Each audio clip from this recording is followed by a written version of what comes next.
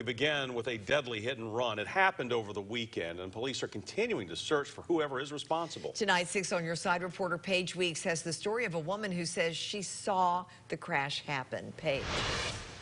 Lori and Bo, police say this happened Saturday night along Magnolia Avenue when a Hyundai sedan struck a man crossing the street. But the woman I spoke to says that was not the only car involved.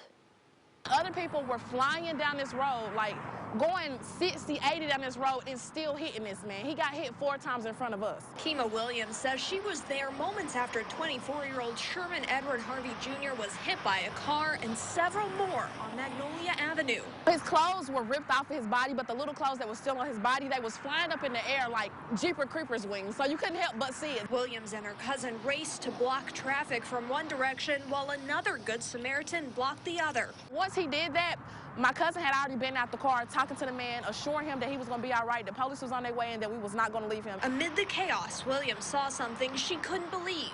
The girl that was with him, all she screamed was, "My baby," and she started walking up the road. The people that were riding down the street, that's wrong. The people that was in McDonald's hanging out the window, they didn't call anybody. When I called, they said I was the first call that they had got. Williams says she was there when first responders carried Harvey away. It wasn't until Sunday she learned he died. Left church Sunday morning, and me and my cousin both put a candle out here for him and a balloon and flowers. But Williams isn't done. She says this tragedy highlights a larger issue. Because he looked like he was homeless, people neglected him. On Magnolia, they look at everybody like, oh, Magnolia got prostitutes and crackheads, not knowing that these are still people with family members. They still have lives. They just went the wrong way. They take people over here for granted, like it doesn't matter. And they don't get looked at it at all. Like, they don't care. They don't care at all.